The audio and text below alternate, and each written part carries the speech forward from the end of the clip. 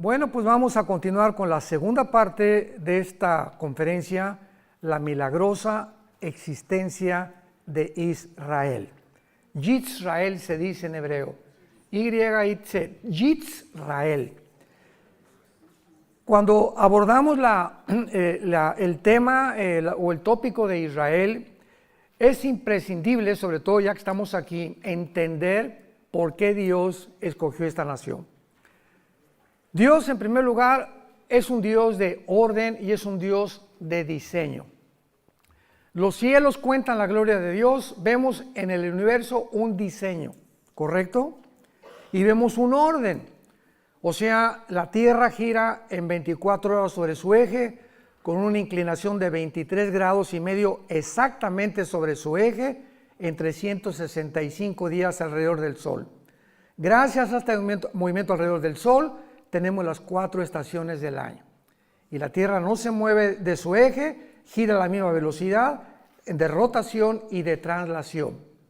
Entonces vemos en todo el universo un orden y un diseño que es imposible de romper. Las galaxias están cada día extendiéndose y durante muchos años los físicos o los científicos o astrónomos estuvieron tratando de determinar si la Tierra giraba alrededor del Sol o el Sol giraba alrededor de la Tierra.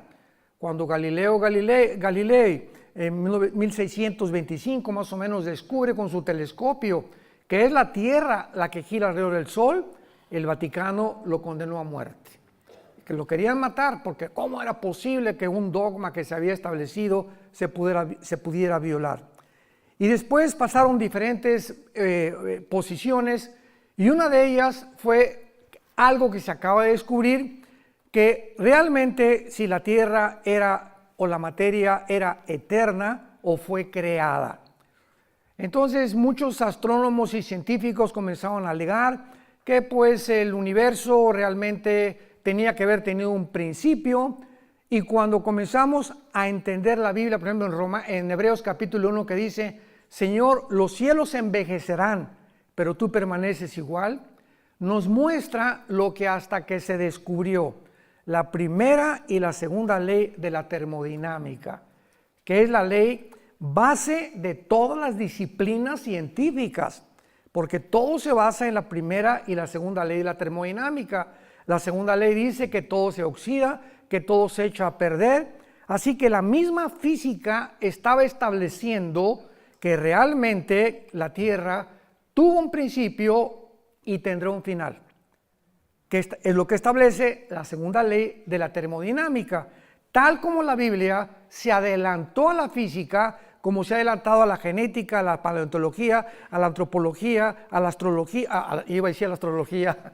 a la antropología, etcétera, etcétera, y a todas las demás disciplinas académicas. La Biblia es maravillosa. Entonces la Biblia ya predecía hace más de 3000 años que la Tierra tenía que acabarse. El Sol pierde millones de toneladas cada segundo de masa y todo tiende a un deterioro, tal como la Biblia lo profetizó. Muy bien. Una vez que Dios hace todas estas cosas, el orden y el diseño, crea al ser humano. Los ángeles fueron creados antes que nosotros. Y es lógico que al crear al ser humano, Dios nos tenía que dar leyes.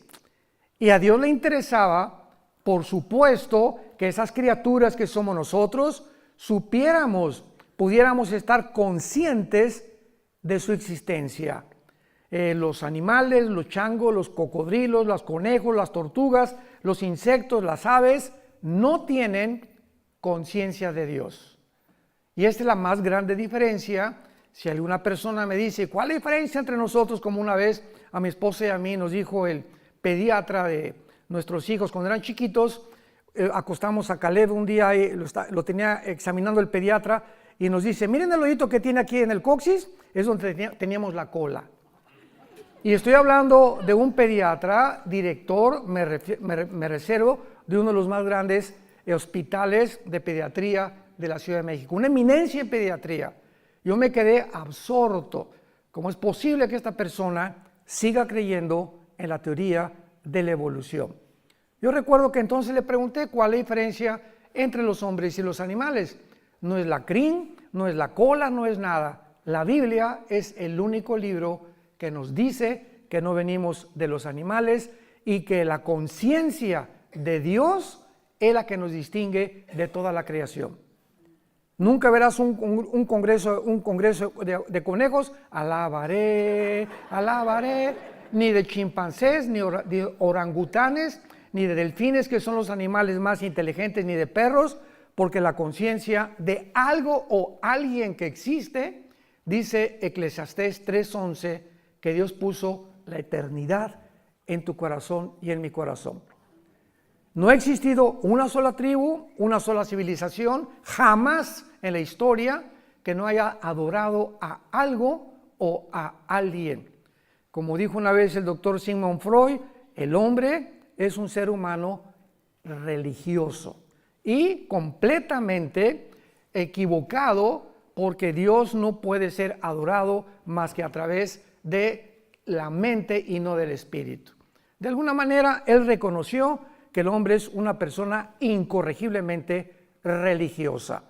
Entonces, al crearnos Dios, él tenía que escoger un puntito en el globo terráqueo, un puntito geográfico, donde él pudiera determinar, y a través de los 6,000 años de historia, que todas las naciones se concentraran en ese puntito que él puso, porque dice Ezequiel capítulo 5, versículo 5, que Israel es el ombligo de Dios. Esa palabra hebrea que dice es el centro, y la palabra en el hebreo ombligo, es el centro de Dios. Así lo escogió Dios. ¿Y por qué no México? Porque no le dio la gana a Dios. ¿Y por qué no Guatemala? ¿Y por qué no España? Y si no, los alemanes hubieran dicho, ¿y por qué no los ingleses? El asunto es que Dios tenía que escoger un punto para que la atención principalmente de las profecías de los últimos tiempos, que estamos nosotros y somos la generación que la estamos enfrentando, pudiéramos recordar hoy más que nunca venir a la Biblia. Y esta es la generación que ha llegado a la cúspide de la tecnología.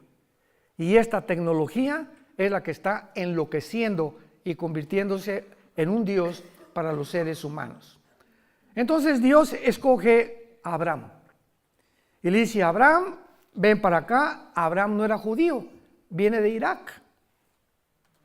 Y lo trae de una tierra completamente, todavía no se formaba Israel, pero él habitaba en Irak, casi cerca con Siria, porque en el Antiguo Testamento Siria e Irak era la tierra de la Mesopotamia, que significa la tierra entre dos ríos, entre el Tigris y el Éufrates.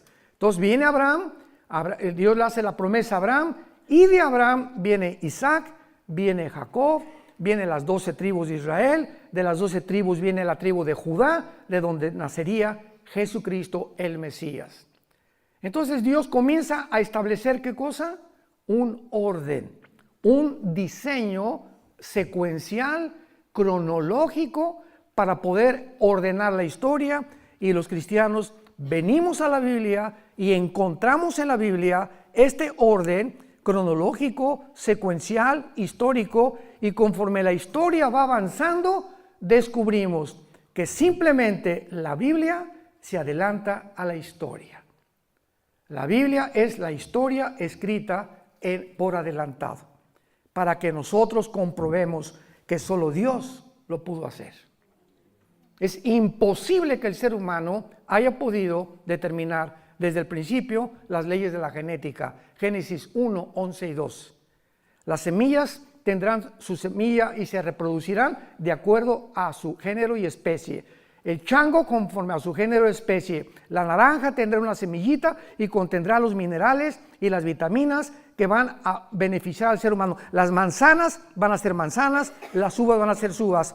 Todo absolutamente Dios lo determina a través de las semillas. El esperma del ser humano no puede mezclarse con un chango, ni tampoco un hombre con un hombre, ni una mujer con una mujer. Todo está establecido en el orden de Dios. Llegamos al siglo XXI, la tecnología nos enloquece y nos atrevemos a tratar de decir que hay más de dos géneros, que ya es la locura, y es la psicopatía, como habíamos mencionado anoche.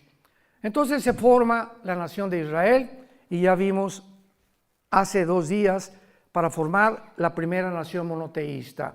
Todas las tribus que habían alrededor de Israel eran paganas, idólatras, llenas de ocultismo, adoraban a Satanás o a Baal sin que ellos supieran, a Astoret, a Astaratis y a todos estos ídolos que dice la Biblia, detrás de ellos se encontraban demonios. Entonces Dios escoge una nación para que a través de ellos venga el Mesías, y a través de todas las generaciones llegamos a Lucas y llegamos a Mateo, encontramos algo completamente excepcional en la historia de la heráldica del ser humano. ¿Qué cosa es? ¿Tú te acuerdas quién es tu la abuela? Ahora saben lo que acaban de descubrir dentro de la genética, que genéticamente tú puedes decir, bueno, pues porque mi esposo y yo no hicimos un examen que mandamos salir o no sé qué cosa, y nos dijeron que teníamos mezcla de qué nacionalidad. Pero se está descubriendo que no puedes llegar a más de 5 o 6 generaciones, porque tal vez octava o décima generación tenías otra ascendencia completamente diferente, porque hasta antes de la 7ª o 8ª generación, genéticamente es imposible ya deducir de dónde vienes tú, o sea, tu origen realmente. El único ser humano al que se le puede trazar su genealogía desde el principio de la creación es a Jesucristo. Que está la generación desde Abraham, para darnos cuenta en Lucas y en Mateo, hijo de tal, hijo de tal, hijo de tal, y termina María y termina siendo la madre del Mesías. Entonces, cuando Jesús apareciera, él tenía que tener credenciales y él tenía que demostrar al mundo que él era el Mesías. Y cualquier persona que quisiera investigar, historiador o geólogo o antropólogo, la historia y la ascendencia de Jesucristo, la podía encontrar. Es la única persona que se le puede trazar la genealogía desde Abraham. Y lo hizo Dios a propósito para que entendiéramos que a través de esa nación que es Israel, era el único pueblo monoteísta.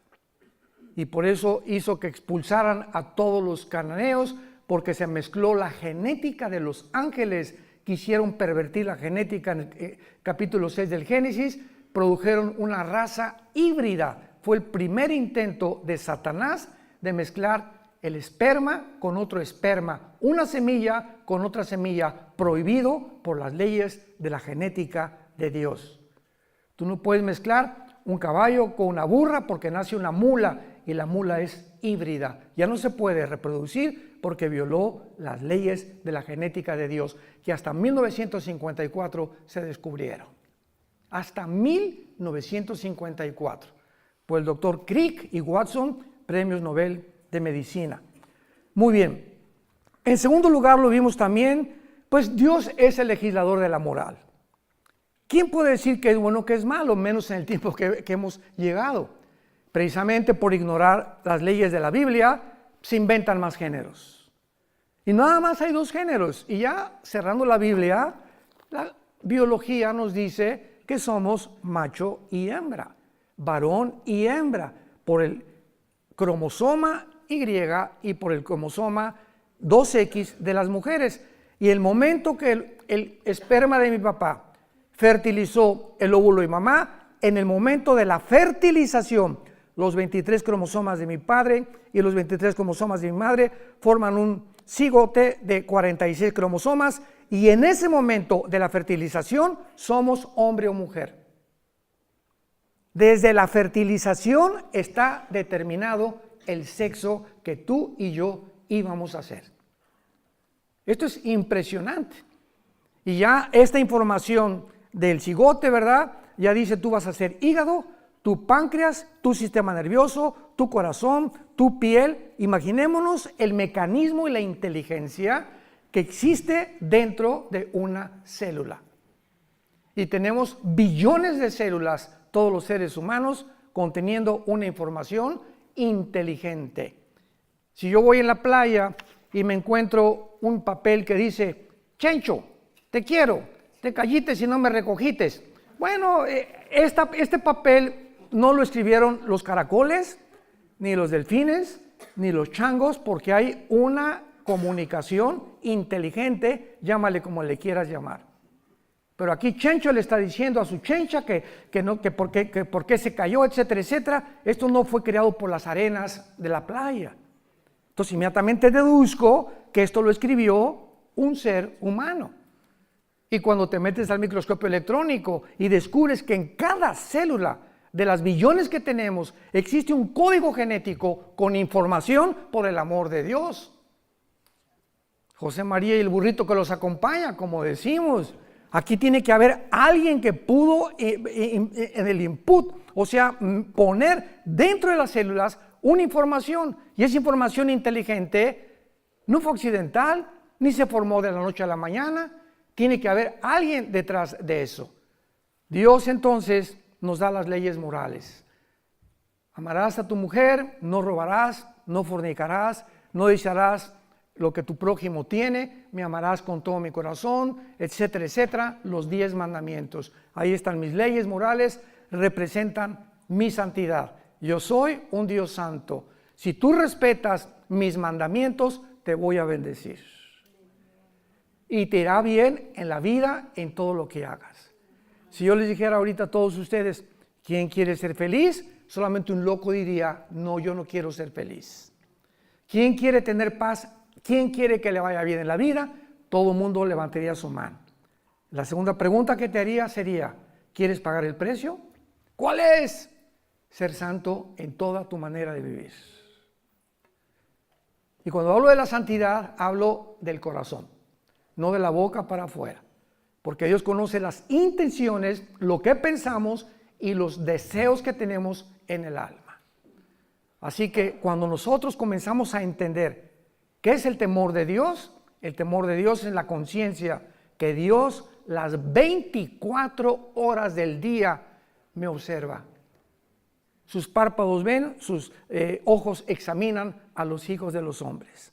Él sabe lo que tú estás pensando ahorita, con qué soñaste, con qué te levantaste, cuando vas en tu carro, todo absolutamente Dios toma nota. Y conforme pasan 3 semanas, Pancho Pantera, yo tenía un plan para él y quería que subiera al siguiente escalón de mi conocimiento. Pancho Pantera se va a tener que esperar 3 meses porque lo tengo que traer primero a hacerlo entender que que sigue en desobediencia, va a seguir retrasando su desarrollo espiritual y las bendiciones que tengo para él. El pueblo judío, ¿cuántos esperó? 40 años en el desierto. 40, porque no entendieron. Geométricamente, una línea recta es un punto que te llega a otro y continúa. Un círculo en la geometría es un punto que parte y regresa al mismo lugar. ¿Qué hicieron los judíos? 40 años en el desierto, círculos. Salían y regresaban y nunca avanzaron. Siempre regresaban a lo mismo y a lo mismo, pues se quedaron muertos en el desierto. Y dice 1 Corintios 10, estas cosas sucedieron para nosotros, para que aprendamos que Dios exige, demanda la santidad y que seamos entendidos de cuál sea su voluntad. Y finalmente vemos en Romanos capítulo 9, versículo 4, que desde luego Israel tenía que ser la nación a través de la cual naciera el Mesías. Y como el Mesías tenía que ser varón, pues tenía que traer el cromosoma Y. ¿Me van siguiendo? No el X de las mujeres. Entonces, cuando visita el ángel Gabriel a María y le dice, vas a ser mamá, dice María, pues José y yo ni a Cancún nos hemos ido, ni la luna de miel, y me van a acusar de adúltera, y va a pagar un precio altísimo a María de embarazarse sin estar casada. Y a José igual, imaginémonos nada más, José amanece con la pancita, María, oye, ¿qué pasó? ¿El lechero pasó por aquí o qué fue lo que sucedió, no? El ángel también le dice a José, el santo ser que va a nacer va a ser llamado Jesús, que significa, o en Yeshua en hebreo, el Salvador. Entonces, José no podía poner el cromosoma Y en el óvulo de María. José no podía fertilizar el óvulo de María porque el pecado se transmite genéticamente. ¿A través de qué? A través de la sangre. Dice la Biblia, te permito todo menos comer sangre. ¿Cuál misterio tenía la sangre? ¿Y por qué sería la sangre de Cristo la que nos limpiara? Porque la sangre representa la vida. Levítico 11:17, cuando Jesús derramó su sangre, derramó su vida. Dice Levítico 11:17, porque la vida de la carne está en la sangre. Apunta esto. La palabra vida en Levítico 11:17, si no me equivoco, es la palabra nepej, que se escribe nepesh en el hebreo, que es la traducción que se usa para designar el alma humana. El alma se encuentra en la sangre. El espíritu lo da Dios en el momento del nacimiento. Pero el alma se transmite de generación en generación. Si tú tuviste una abuela bruja hace cierta cantidad de años y se muere la abuela bruja de la familia Pancholín, para poner otro nombre que no vayan a asustarse, entonces el espíritu que estaba en el espíritu de tu abuela va a buscar hijos de tu abuela que tengan la tendencia del ocultismo y la brujería para perpetuar, se llaman espíritus familiares, para perpetuar la brujería en esa familia. Y en esa familia puede haber personas que comiencen a tener disque fenómenos telepáticos o presencias extrañas en su vida, o que lean las cartas, o como un judío hace algunos años que fue a México que doblaba a distancia cucharitas y hacía que se detuviera el reloj, supuestamente con poderes que no existen más que a través de demonios en la mente humana, haciéndonos creer que somos superhombres y que somos diferentes a los demás seres humanos. Entonces, cuando estudiamos profundamente la Biblia, podemos entender tantas cosas que suceden a nuestro alrededor. Ahora, muy bien, el milagro más grande por lo cual nació Israel en el 48, porque recordamos que en el Antiguo Testamento Dios le dijo a Israel, adiós, no me van a volver a ver hasta que yo regrese. Y entre mi ida cuando ascienda al cielo, Oseas 5 y Oseas 6 del 1 al 2, me voy a ir y van a pasar 2 días, que son 2000 años, cuando ustedes, le está hablando a los judíos, me digan Baruch Hashem Adonai Elohim, bendito el que viene en el nombre del Señor. Van a pasar 2000 años, desde que yo me vaya hasta que yo regrese. Entonces, en este periodo de 2000 años, Dios forma otra entidad, que son la que la mayor parte de los judíos no entienden. También muchos guías que tenemos no entienden esto todavía. Que ayer me preguntaron, oye, pero ¿por qué si Jesús es judío, no siguen ustedes las fiestas judías? ¿Por qué no hacen por qué no adoran el sábado? ¿Por qué? Porque la iglesia no es Israel. La iglesia es otra entidad que no existía en el Antiguo Testamento. En el Antiguo Testamento el Espíritu Santo al Kodosh bajaba sobre Sansón y le daba fuerzas a Sansón. El Espíritu Santo se iba y Sansón era como cualquier hombre normal. Venía sobre David el Espíritu Santo y escribió el Salmo 22. Dios mío, ¿por qué me has desamparado? Jugaron sobre mis ropas fuertes, mi corazón fue como la cera. Estaba David escribiendo la crucifixión 1000 años antes de que Cristo naciera. Casi 3000 años antes de que Cristo naciera, por la inspiración del Espíritu Santo. Isaías 53. He dado mis manos y mis pies, sobre mi ropa echaron suertes, etcétera, etcétera. Isaías estaba escribiendo 700 años antes de la crucifixión de Jesucristo. Viene la iglesia, que no es Israel, y entonces el Espíritu Santo baja de manera diferente a como operó en la administración, en la economía, o se conoce como la dispensación de la ley. Y ahora el Espíritu Santo baja sobre la nueva entidad que se llama la iglesia. La palabra iglesia viene del griego de una raíz y de una palabra, si lo quieres apuntar, ek, que es un prefijo que significa fuera, iglesia, que se llama llamados. Entonces, eklesia significa los llamados fuera, porque somos llamados fuera espiritualmente del mundo. Entonces el Espíritu Santo viene sobre nosotros, entra sobre nosotros y nos sella. 1 Corintios 6, ¿qué no sabéis que el Espíritu Santo mora en vosotros y que ya no sois vuestros hasta el día de la resurrección? Cuando tú mueras y cuando yo muera, el Espíritu Santo ya no lo necesitamos. Nos vamos a la presencia de Jesucristo. Hasta ese momento, el Espíritu Santo nunca nos va a abandonar. Esto no sucedió en el Antiguo Testamento. La iglesia ahora es el cuerpo de Cristo. En el Antiguo Testamento no existía el cuerpo de Cristo. Los israelitas no eran el cuerpo de Cristo, lo somos nosotros. Y cuando venga el rapto, solamente los que están en Cristo, en el cuerpo de Cristo, o sea, desde Pentecostés hasta el día del rapto, nos vamos con el Señor. Los judíos resucitarán al final de los 7 años de la tribulación en la segunda venida de Cristo. Daniel 12, 1 y 2. Pero Dios tenía que preparar y avisarnos que ya venía, antes que los judíos. Y se los voy a explicar.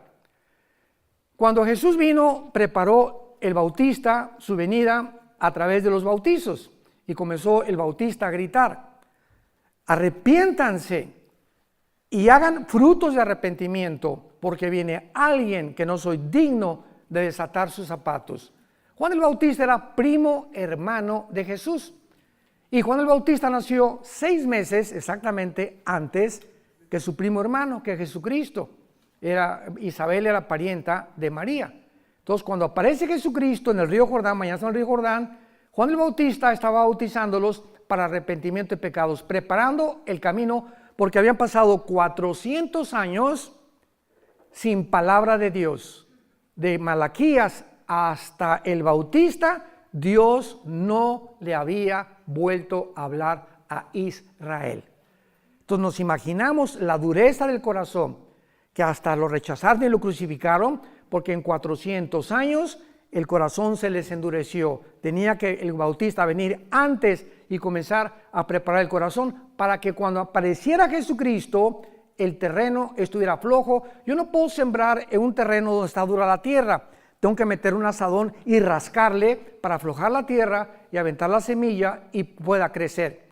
Los corazones tenían que ser rasgados por la predicación tan fuerte del Bautista: generación de víboras, y ustedes hagan frutos de arrepentimiento, y a los soldados no hurten y respeten al prójimo, etcétera, etcétera. Y se juntó toda la gente sintiendo en el espíritu que verdaderamente el Mesías estaba cerca de su venida. Entra Jesucristo y dice Juan el Bautista: ese es el Cordero de Dios. ¿Por qué dijo el Cordero de Dios? Porque el Cordero era lo que todos los judíos sacrificaron en el día de la Pascua, desde Éxodo capítulo 2. Entonces, Dios tenía que preparar a Israel, y si Dios iba a regresar con Israel, en el 48 vino la resurrección nacional. Veamos ahora rápidamente la preparación de Dios para que en el 48 no surgió accidentalmente una nación formada en un día, el 14 de mayo. Veamos cómo desde el siglo XVIII, desde el siglo XIX, comienza Dios a levantar y preparar el camino, porque Dios nunca hace nada sin antes preparar. Tú no eres ingeniero sin preparación. No eres psicólogo sin preparación.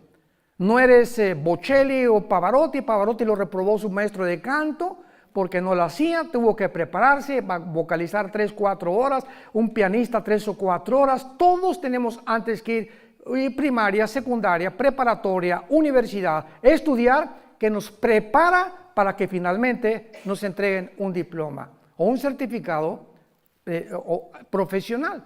Entonces Dios también trabaja de la misma manera. Él no puede actuar de una forma accidental. Y cuando descubrimos lo que hizo Dios antes, para que veamos cómo estos eventos de la historia no fueron accidentales, nos va a abrir los ojos para comprender la grandeza de Dios.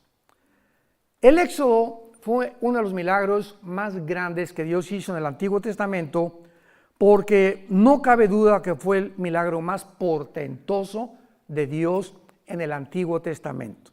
Rodeados por un lado los egipcios, enfrente del mar, ahora sí que para esto nos sacaste, Moisés, estamos entre la espada y la pared, y de una forma milagrosa le dice Dios a Moisés, diles que se estén quietos, shalom, que no se muevan y que vean lo que voy a hacer. Y de repente Dios abre el mar y entra todo Israel, atraviesa el Mar Rojo, viene el faraón con los egipcios y al meterse al Mar Rojo hunde sus carrozas y mata a todo el ejército del faraón. Este milagro debía haber quedado impregnado en las mentes de las futuras generaciones de los judíos.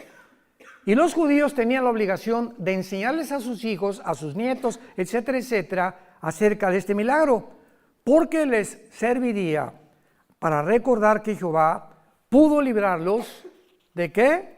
De la esclavitud de Egipto. Hijito, ¿sabes por qué somos libres? Porque hace tantos años Dios hizo un milagro impresionante. ¿Qué abuelito? Abrió el mar, de veras sí, lo abrió de lado a lado y nuestros padres lo atravesaron. Sin embargo, se había profetizado que este milagro no iba a compararse con un milagro muchísimo más grande que la apertura del Mar Rojo. Veamos esto en Jeremías capítulo 23, versículos del 7 al 8.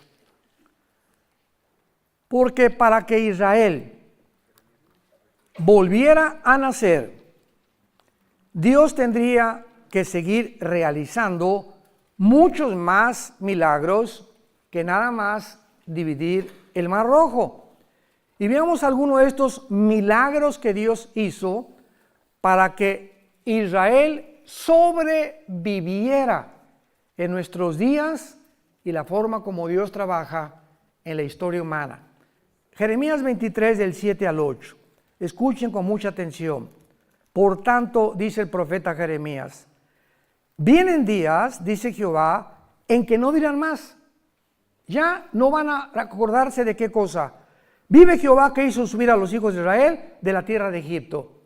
Vendría un tiempo, dice Dios, en que ya no van a mencionar el Mar Rojo como el más grande milagro que yo realicé, sino vive Jehová que hizo subir y trajo la descendencia de la casa de Israel de tierra del norte y de todas las tierras donde yo los había echado y habitarán en su tierra.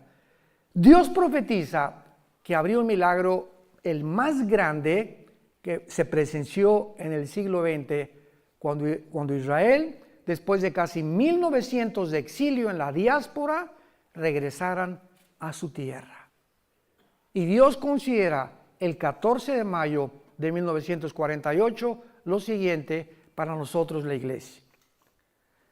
Pasaron casi 2000 años, en 1800 vino la época de las misiones, el evangelismo, 1920, D.L. Moody, Billy Graham, otros predicadores, millones de personas fueron salvadas y la iglesia iba caminando, sí, ganamos a miles de personas, millones de personas caminando en el mundo. Israel ya, olvídate, la iglesia tomó el lugar de Israel. Se llama la teología del reemplazo, que es una herejía. Y comenzó a predicarse en las iglesias cristianas, que ya Dios se había olvidado de Israel, que la iglesia tomaba el lugar de Israel y que Dios ya no tomaba en cuenta a Israel. Y de repente, ¡boom!, volteamos los ojos. Regresaron a su tierra. ¿Cómo? Sí. ¿Qué significa esto? Que Dios no se ha olvidado de Israel. y que si está cumpliendo con aquel pueblo apóstata que lo abandonó, que lo crucificó y regresa a Dios a decirnos, no he acabado con ustedes, a ellos los comienza a sacudir también, y la iglesia, para que abramos los ojos desde el 48 y sepamos que ha comenzado la cuenta regresiva de nosotros. Las profecías de los últimos tiempos no podían cumplirse si Israel no regresara. Si Israel no regresaba, ¿quién iba a construir el templo? La Biblia menciona que va a haber una reconstrucción del tercer templo de los judíos. Si Israel no regresaba, ¿a quién va a perseguir el anticristo? Si Israel no regresaba, ¿cómo podían cumplirse todas las profecías que Dios le hizo a Abraham, Isaac y Jacob, Jeremías, Malaquías, Zacarías, etcétera, etcétera? Entonces era necesario que Israel regresara a su tierra para que comenzaran a cumplirse las profecías de los últimos tiempos. Charit en el hebreo, los finales días o los finales tiempos, y todo el libro de Daniel.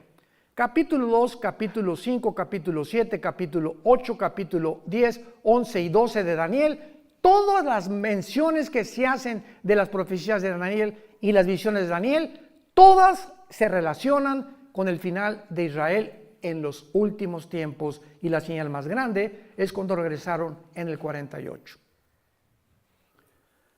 Ahora, muy bien, ¿cómo comenzó Dios a preparar el camino para que resucitara Israel en 1948? Número 1, vean ustedes en el libro de Esdras, en el Antiguo Testamento, la forma como trabaja Dios. Vamos a comenzar desde el Antiguo Testamento, cómo Dios trabaja, para que entendamos cómo comenzó a trabajar con un judío llamado Teodoro Herzl en el año 1800. Dice Esdras capítulo 1, versículo 1. Esta revelación es increíble. En el primer año de Ciro, rey de Persia, para que se cumpliese la palabra de Jehová,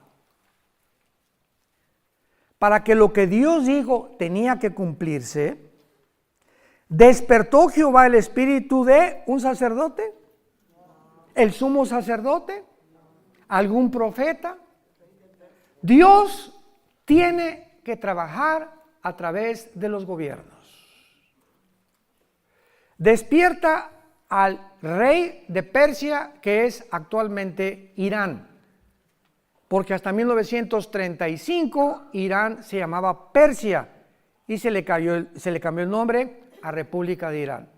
1979, República Islámica de Irán, cuando sacaron al Shah, y entonces se establece el Islam en Irán como la religión, porque ellos son persas, no son realmente musulmanes ni árabes tampoco. Entonces Dios despierta a un rey, y este rey, ¿para qué lo despertó Jehová el Espíritu de Dios? Escuchen, hermanos, Dios tiene el poder también de obrar en las personas que no son cristianas. Porque en Isaías se le llama a Ciro el siervo de Jehová. Y muchas veces Dios trabaja en personas, en personajes, principalmente en gobernantes, para cumplir sus propósitos. Versículo 5. Entonces se levantaron los jefes, ya vemos aquí al pueblo de Israel, se levantaron los jefes de las casas paternas de Judá y de Benjamín, y los sacerdotes y levitas, todos aquellos cuyo espíritu despertó Dios. Subrayen eso los que trajeron sus Biblias. Cuyo espíritu despertó Dios para subir a edificar la casa de Jehová, la cual está en Jerusalén. Dios trabaja con el gobierno, porque si Israel no tenía el apoyo del gobierno, no podía Dios cumplir su palabra. Dios tuvo que concientizar al Dios Artajerjes, Nehemías capítulo 2, para que Nehemías regresara a restaurar las murallas de Jerusalén. Cuando Nehemías se presenta ante el rey Artajerjes de Persia, le dice: Señor, ora, dame gracia ante el rey, porque si tú no me das gracia ante el rey, no se va a cumplir tu palabra. Y Dios, cuando viene Nehemías y le dice, él era el copero del rey, Y un copero es el que probaba el vino para que no envenenara al rey. Los reyes antiguamente tenían sus coperos que probaban la comida y las bebidas antes de que ellos se las comieran, para evitar que murieran intoxicados o envenenados. Y Nehemías era el copero de Artajerjes, que era la persona de más confianza del rey, y le dice: dame permiso de irme. Tenía que Dios trabajar forzosamente en el corazón del rey para que Nehemías se pudiera ir, para que se cumpliera la palabra. Dios tiene que trabajar con los gobiernos para que la iglesia o el pueblo de Israel cumpla su cometido. Por eso confiamos, y nos dice la Biblia, sometámonos a todos los gobiernos, ya sean comunistas, ya sean dictatoriales, ya sean monarquías, ya sean socialistas. Tenemos que respetar los gobiernos. Los apóstoles vivieron bajo el peor de los gobiernos, los césares romanos. No encontramos una crítica en el Nuevo Testamento, ni de Pablo, ni de Pedro, ni de Santiago, ni de ninguno contra ningún gobierno. Lo contrario, 1 Timoteo 2, del 1 al 5, oren por vuestros gobernantes. De nada sirven las manifestaciones, y esto y el otro, y déjenos, y muera, y derroquemos, y acabemos. Eso es lo que yo pensaba antes de ser cristiano, se los conté. Cuando me hice comunista y creía que una revolución social era la que iba a transformar México. Qué equivocado estaba, porque no conocía a Dios, ni a Jesús tampoco. Entonces, ¿qué fue lo que pasó? Despertó Dios la conciencia de un judío llamado Teodoro Herzl. Y vemos nosotros que en el año 1800, más o menos, me dijo Isaac, eran como el 90, bueno, entre 85 y 90, este judío lo despierta el Espíritu Santo y comienza él a soñar que Israel ya tenía que regresar a su tierra. Y a principios del siglo XX, entramos al siglo XX, no había ninguna señal que pareciera indicar que Jesús regresara. Al comenzar el siglo XX no había ninguna señal que pudiera decir: nos encontramos en los tiempos finales.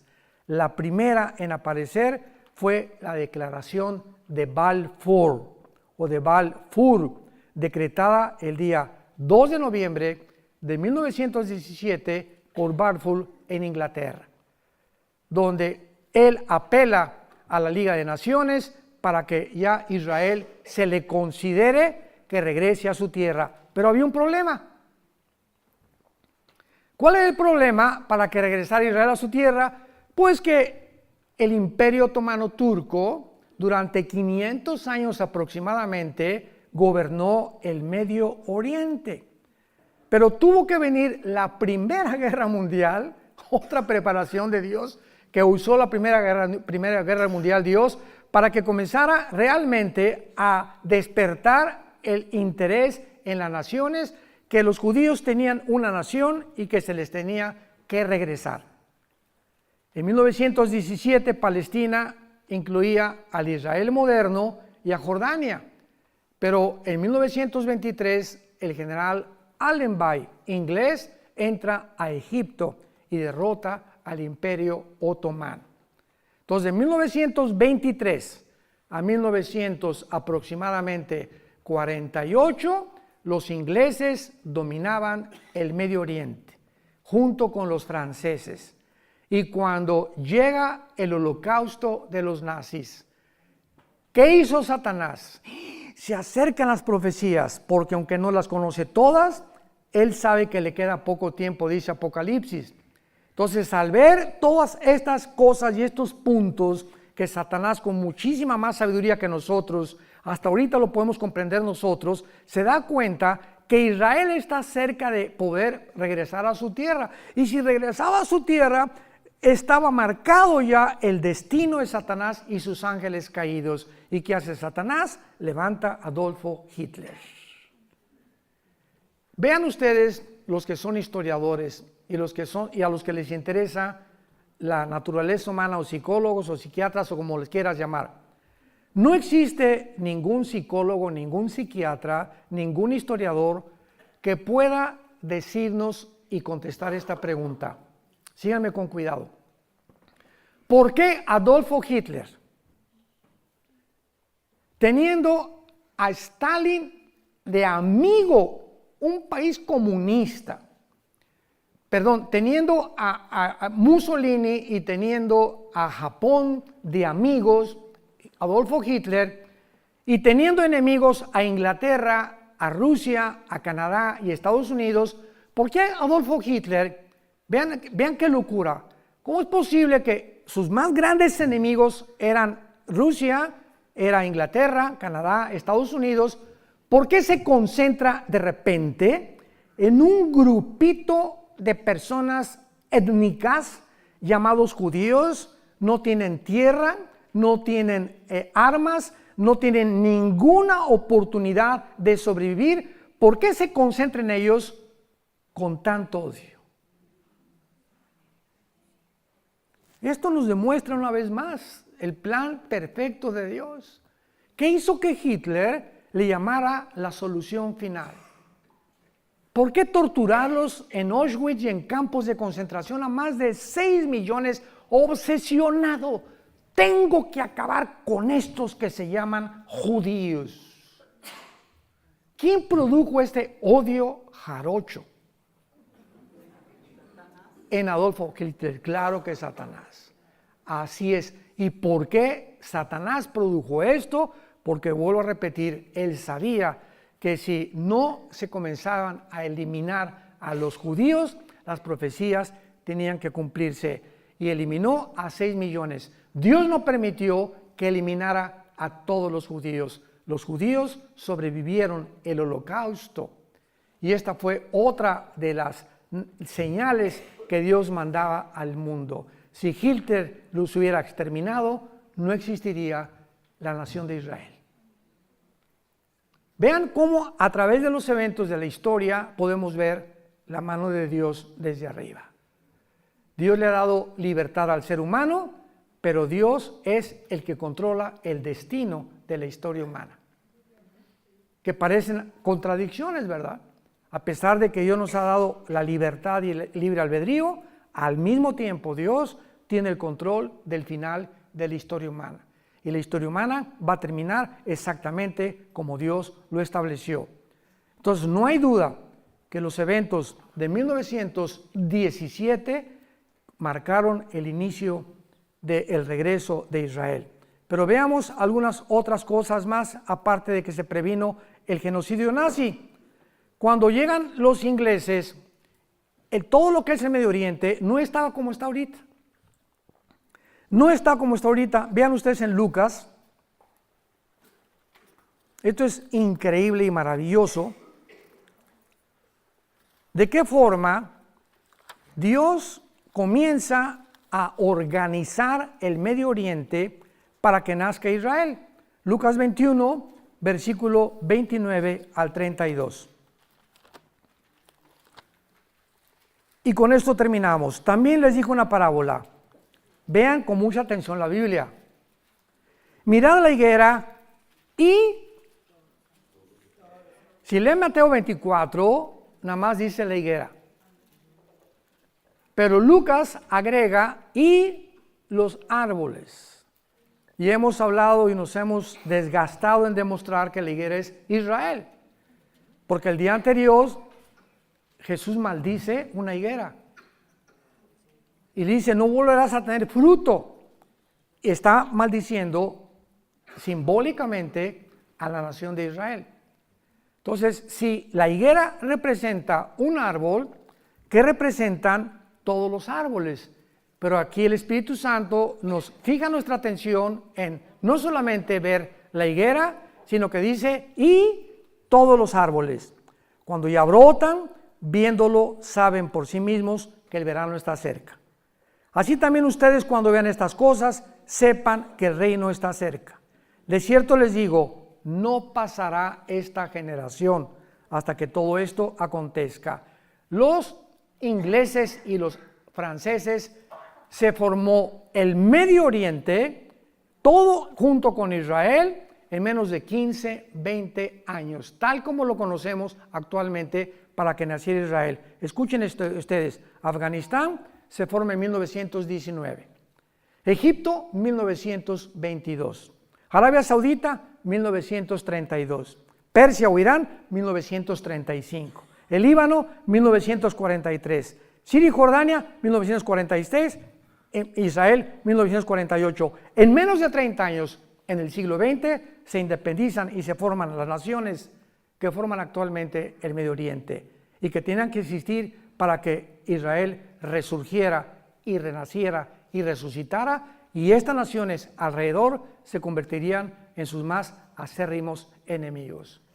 Formaba parte del plan de Dios, porque en el 48 vienen las naciones árabes a atacarlos. Los judíos nombran a David Ben Gurión presidente de Israel, Estado soberano libre, y al otro día, el 15 de mayo, a las 6 de la mañana, los atacan los árabes, aún con el permiso de la Liga de las Naciones, que no eran las Naciones Unidas.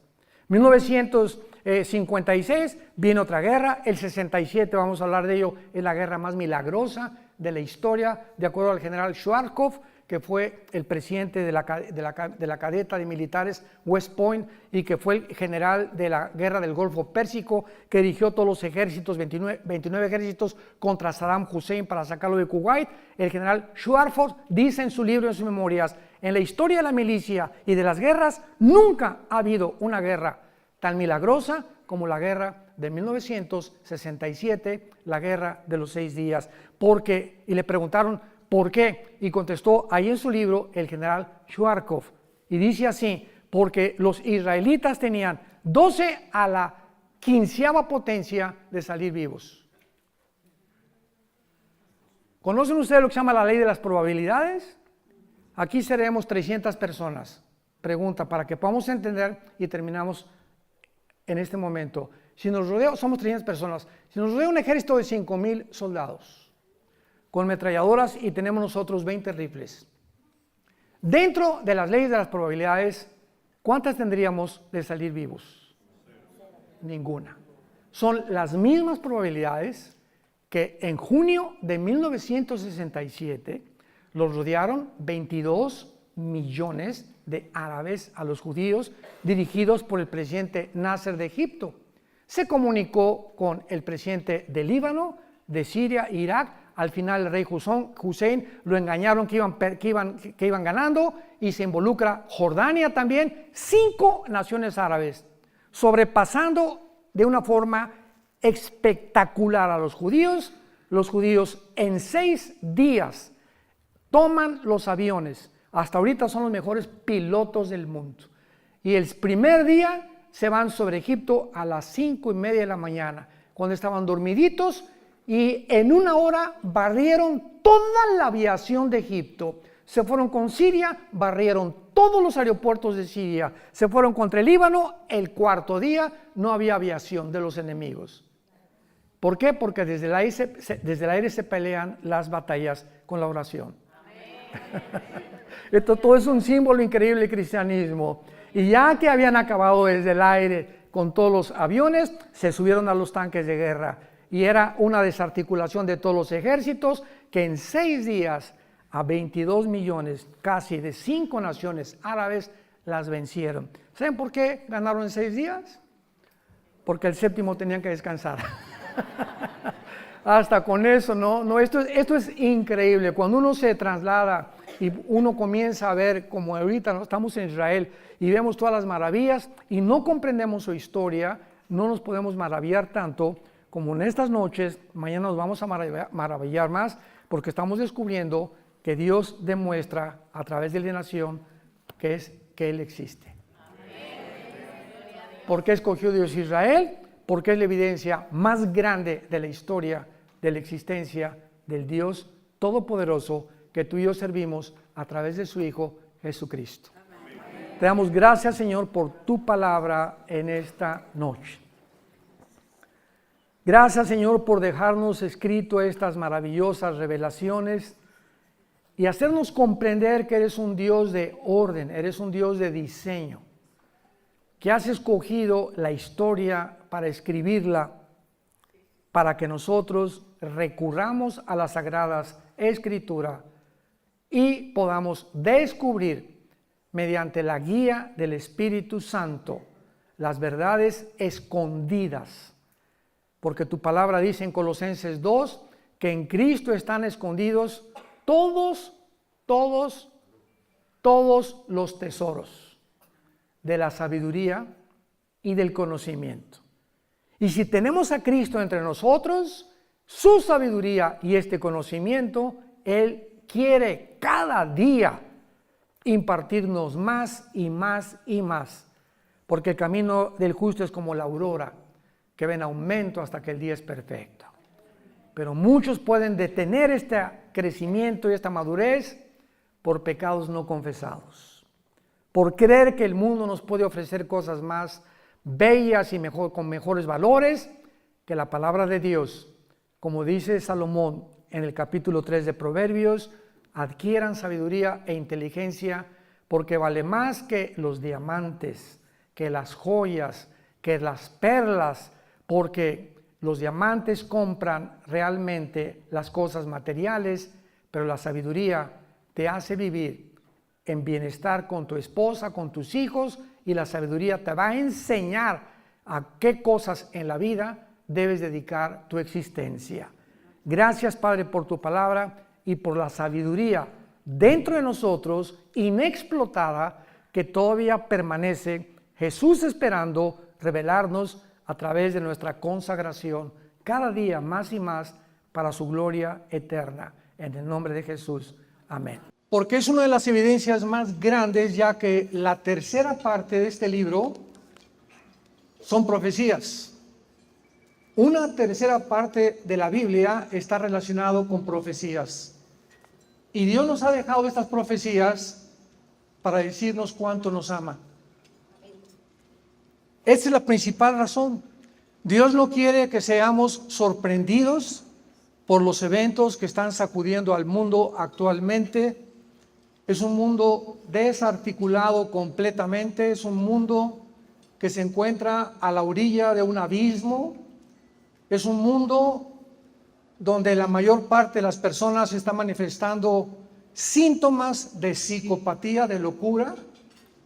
Y estoy hablando de filósofos, politólogos, gobernantes, deportistas, etcétera, etcétera.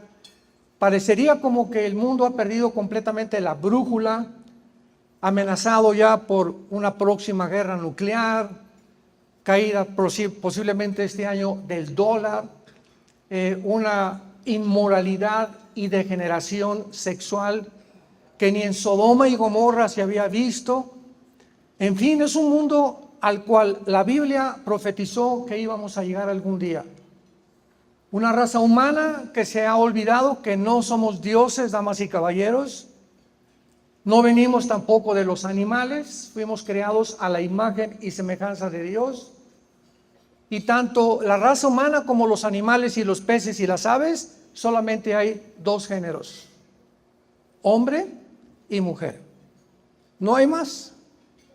Y donde hemos llegado a un punto donde la ciencia ya ha dejado de ser ciencia, sino ciencia ficción. Porque las postulaciones que vamos a ver a continuación también no tienen absolutamente nada de científicas.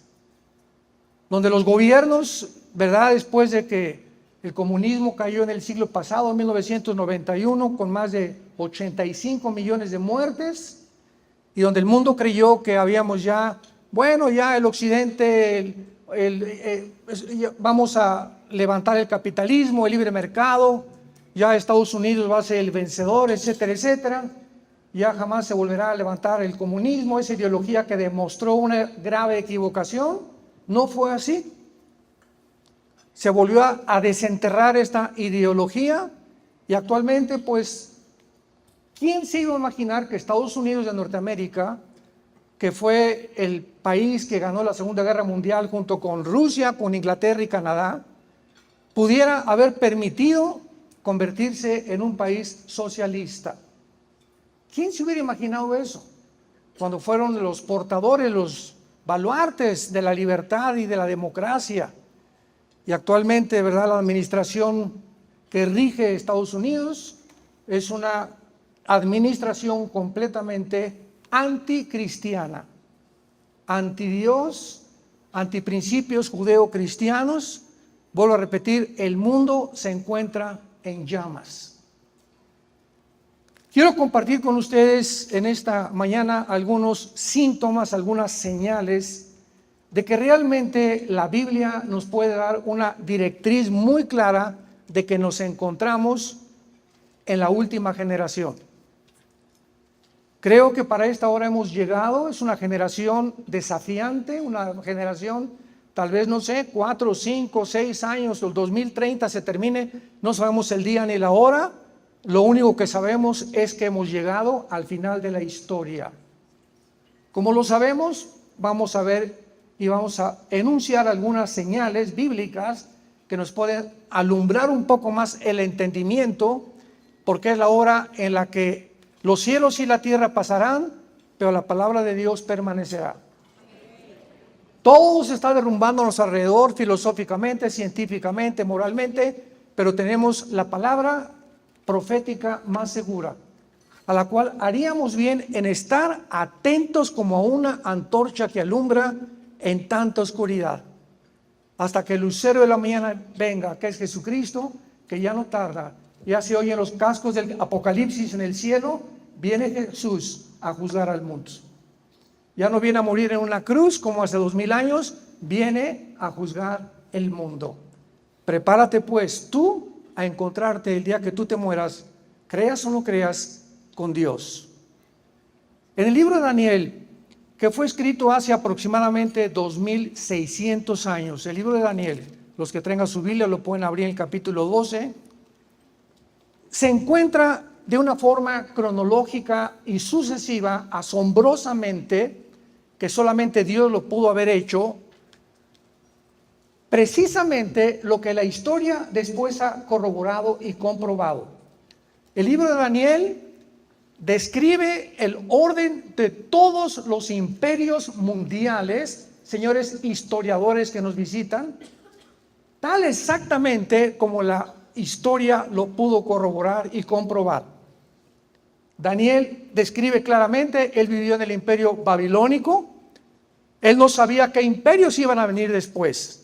En el capítulo 2, Dios le dice a través de un ángel, va a venir también otro imperio que fue de acuerdo a la historia, los medos persas. En tercer lugar, vendrá otro imperio que sabemos con la historia que fue, el imperio griego con Alejandro el Magno, que a los 33 años conquistó casi la India, Medio Oriente, parte del sur de Europa, etcétera, etcétera.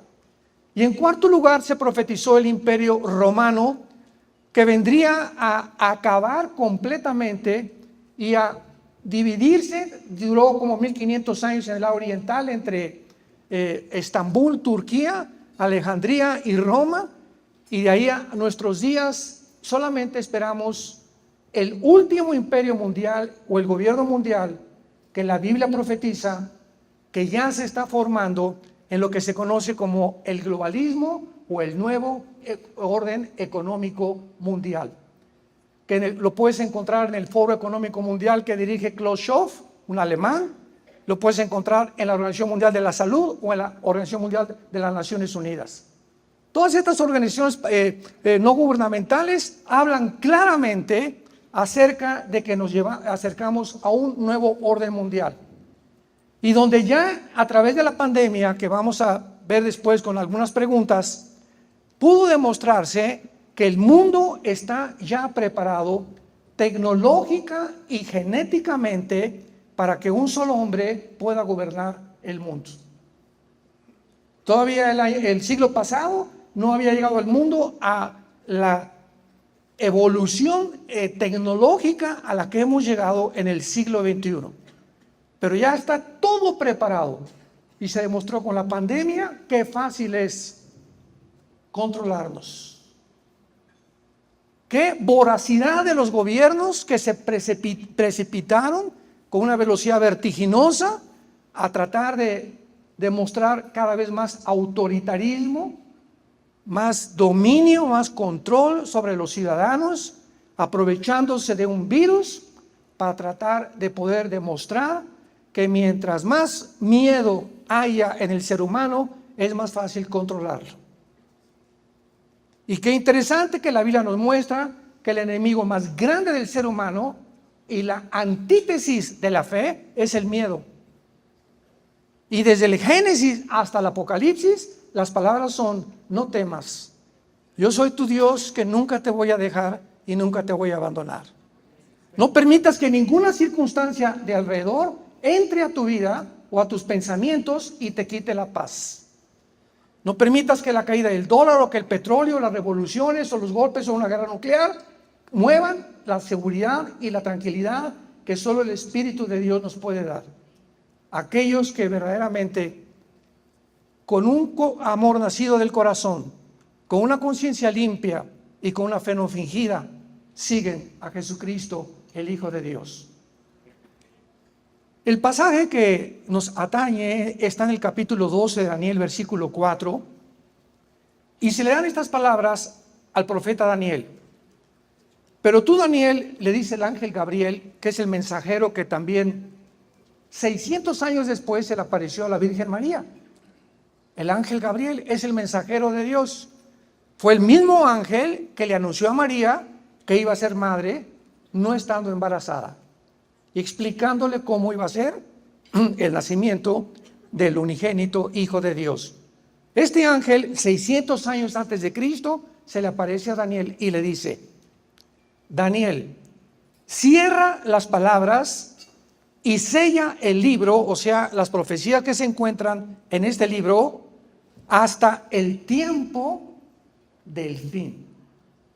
Muchos correrán de aquí para allá y la ciencia o el conocimiento aumentará.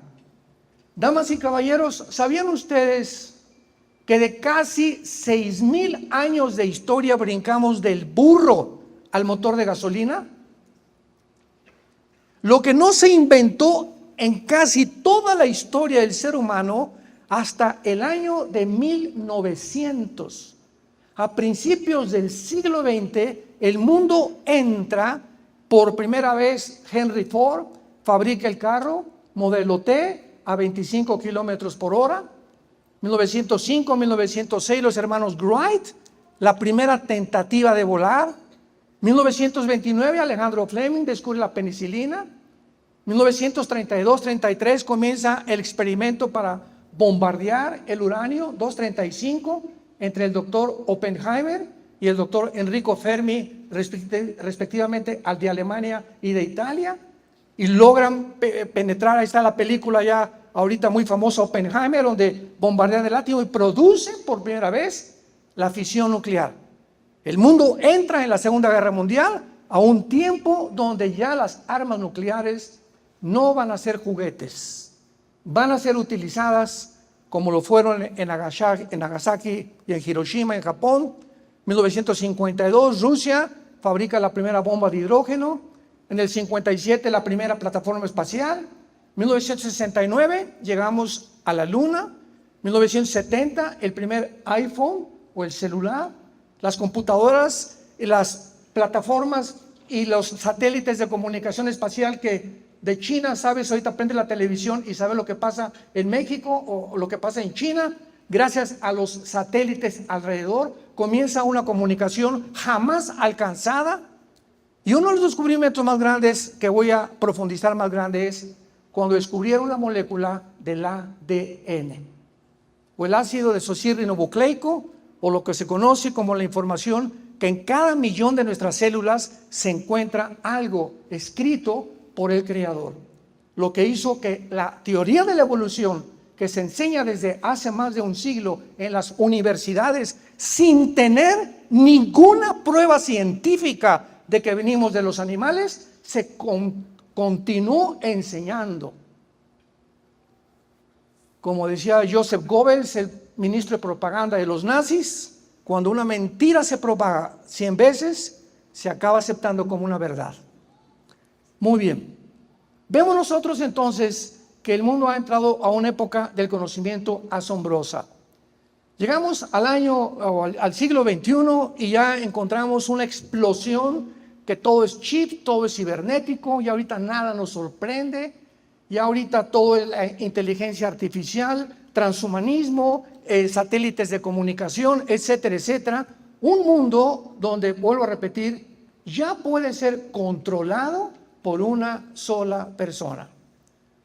No sé si están enterados, pero desde que comenzó la agenda global, hace 2 o 3 años ya implementada, comenzó a descubrirse principalmente en la pandemia que los gobiernos ya están perdiendo su soberanía nacional. Tenemos en segundo lugar no solamente el aumento tan impresionante al que hemos llegado genéticamente, sino que también tenemos las profecías de las guerras mundiales. En el Evangelio Mateo capítulo 24, hace 2000 años los discípulos se juntaron alrededor de Jesucristo y le hicieron 3 preguntas en el versículo 3. Estando sentado en el monte de los olivos, los discípulos se le acercaron diciendo, dinos, número 1, ¿cuándo serán estas cosas? Ahí le estaban preguntando cuándo el templo judío iba a ser destruido, porque anteriormente les dijo que iba a ser destruido. Fue la primera pregunta que se contestó en el año 70 después de Cristo, cuando el general Tito romano, enviado por el emperador Vespasiano, llegó a Jerusalén y no dejaron piedra sobre piedra. Ahí se cumplió la primera profecía que Cristo contestó en el año 70 después de Cristo. La segunda pregunta que le hacen a Jesús es, ¿qué señal? Dinos qué señal habrá de tu venida. O sea, de la segunda, no del rapto de la iglesia, sino de la segunda venida de Jesucristo, que son 2 eventos completamente diferentes. Esto se contesta en el versículo 29 y 30 del capítulo 24. Habrá señales en el sol, en la luna, y entonces verán la señal del Hijo del Hombre viniendo con los ángeles y con nosotros a la tierra a establecer su reino mesiánico, prometido a Abraham, Isaac y Jacob, a Salomón, a David, a los profetas y a los mismos apóstoles. Esta es la segunda venida de Jesucristo. Nosotros ya venimos con Él. Seremos sacados del mundo 7 años antes, porque la iglesia no va a pasar la gran tribulación. No fuimos puestos para la ira, sino para esperar la bienaventurada esperanza que tenemos. No estamos esperando al anticristo los cristianos, estamos esperando a Jesús en el cielo. Y vemos nosotros, en tercer lugar, que le preguntan, ¿y qué señal habrá de tu venida y del fin del siglo? Esta es la más importante. ¿Cómo sabemos que ya llegamos al final de la historia? Y entonces Jesús comienza anunciando algunas señales. Y dice el versículo 6, van a oír de guerras y rumores de guerras. Sabemos nosotros que hasta este momento, desde que Caín mató a Abel, toda la historia de la humanidad, de acuerdo al Instituto para la Investigación de la Paz en Suecia, Estocolmo, toda la historia de la humanidad solamente han habido 25 años de paz. Toda la historia, en los casi 6,000 años de historia que tenemos, 25 años de paz. O sea, la historia humana es una historia ensangrentada de unos contra otros, cosa que ni los psicólogos ni los psiquiatras ni nadie ha podido determinar la causa de la autodestrucción que el ser humano lleva dentro de su corazón. Y la respuesta la encontramos en las Sagradas Escrituras. Entonces, ¿qué señal habrá de que la historia terminó? Y dice Cristo en el versículo 6, oirán de guerras, rumores de guerras, miren que no se turben, porque es necesario. ¿Son necesarias las guerras? ¿Es lo que Jesús está diciendo? Es necesario que esto acontezca. Es necesario que haya las guerras. ¿Por qué? Porque hay países sedientos de poder, de ambición, que van a tratar de conquistar a otras naciones, y esas naciones, en este caso las víctimas, van a tener que defenderse. Y al defenderse va a haber un conflicto. Ahora sí ya va a ser nuclear entre nación contra nación. Entonces, cuando Jesús dijo que es necesaria las guerras, es precisamente porque desgraciadamente la historia nos muestra que así ha sido.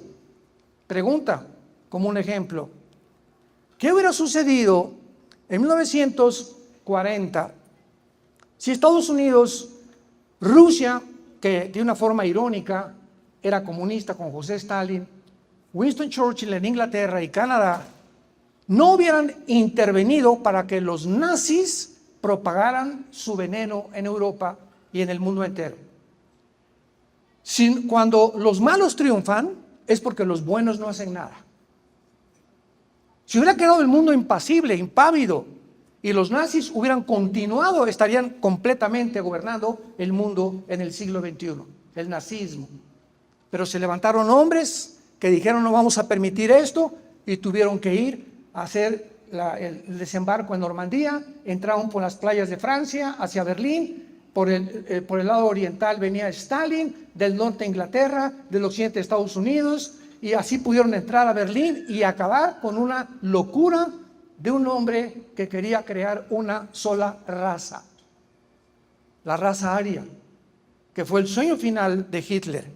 Y de alguna forma obsesiva, él se convenció que los que impedían la creación de la nueva raza eran los judíos.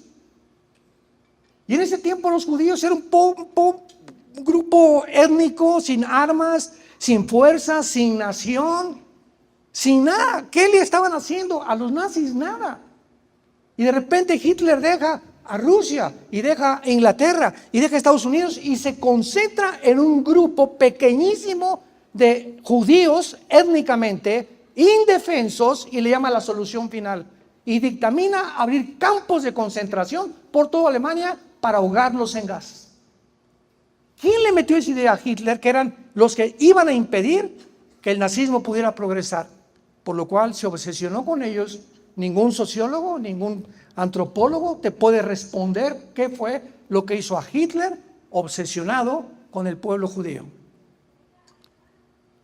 Y cuando nosotros entramos a la Segunda Guerra Mundial, vemos ya que fueron más de 60 millones de muertos.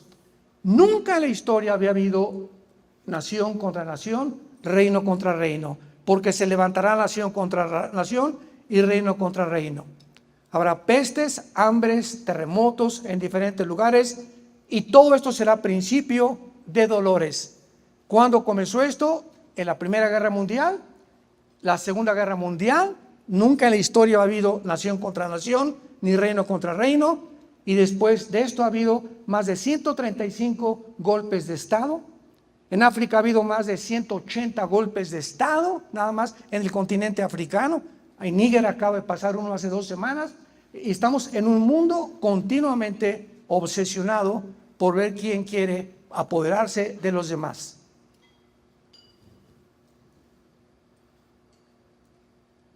Viene Putin, 150,000 soldados los pone alrededor de Ucrania. Esto voy a hablar mañana con bastante profundidad. Estados Unidos, inmediatamente al ver que rodean Ucrania, comienza la campaña controlada por la élite de los que controlan los medios de comunicación. Había habido una orden con la OTAN, que es el ejército de Europa, que se formó después de la Segunda Guerra Mundial, por el Pacto de Varsovia, que las naciones occidentales de Europa principalmente no iban a avanzar más hacia el norte, oriente de Europa.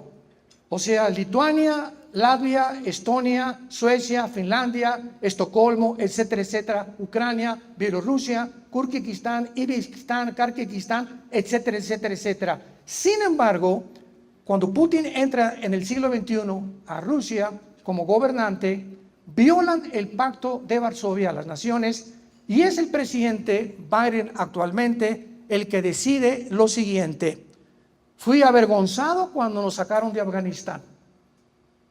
Y avergonzado como lo fue, humillado mundialmente el presidente Biden por haber sido sacado y expulsado en Afganistán y haber dejado más de 7 billones de armamento en Afganistán, haber abandonado la embajada norteamericana en Afganistán y haber huido sin haber ni siquiera recogido a las personas que se quedaban ahí.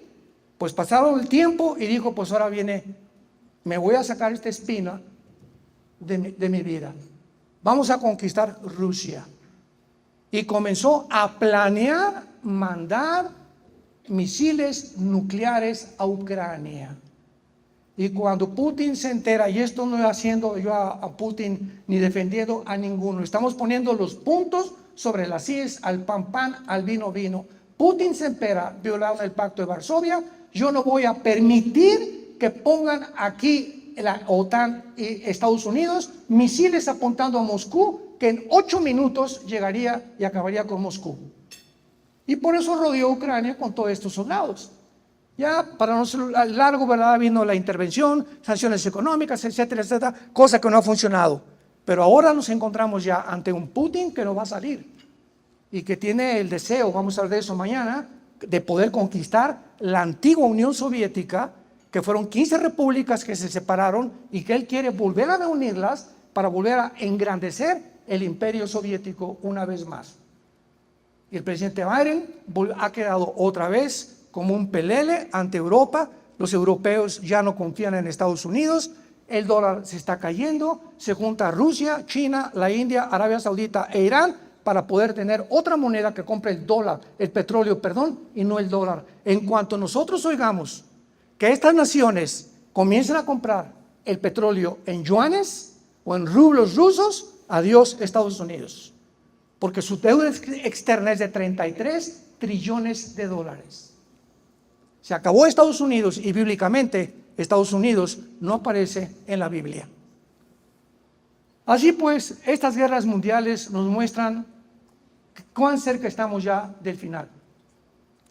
Rusia va a usar, mañana voy a hablar el tipo de armamento nuclear que tiene Rusia, el que tiene China, el poco y deteriorado armamento que tiene Estados Unidos, porque Obama redujo el presupuesto para comprar armas y defenderse, y así vamos a ver que nos estamos juntando todas estas piezas a un mundo desarticulado, un mundo enfermo.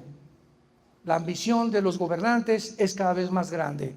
El pueblo casi ya no les interesa a ningún gobernante.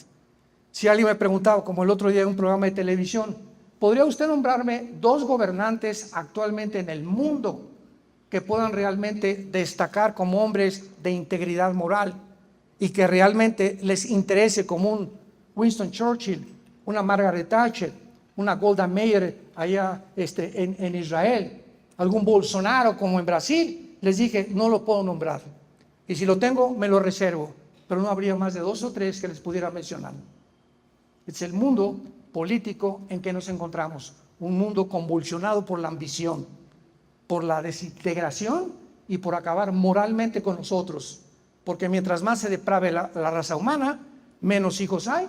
Mientras más hijos se les den a los gays y a las mujeres, pues ya la familia se desarticuló, y al desarticularse la familia, nuestra lealtad, ¿a quién será? A papá gobierno. La familia y la Biblia es el enemigo número 1 de la agenda global. Por eso la ideología de género, promocionándola, el tráfico de niños, para poder realmente debilitar moralmente a la sociedad. Todo tiene un plan desarrollado satánicamente con una sabiduría diabólica para llegar al final de la historia humana. Y los cristianos, dormidos, tenemos ya que despertar. Tenemos que ya darnos cuenta que el mundo en que estamos es un mundo que nos demanda que vivamos de rodillas.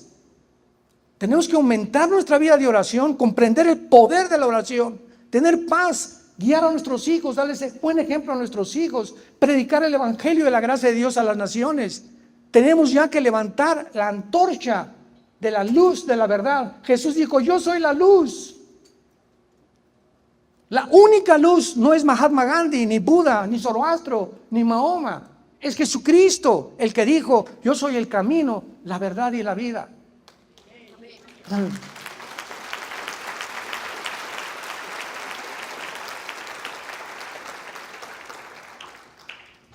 En penúltimo lugar tenemos la señal de la evolución genética y tecnológica del siglo XXI.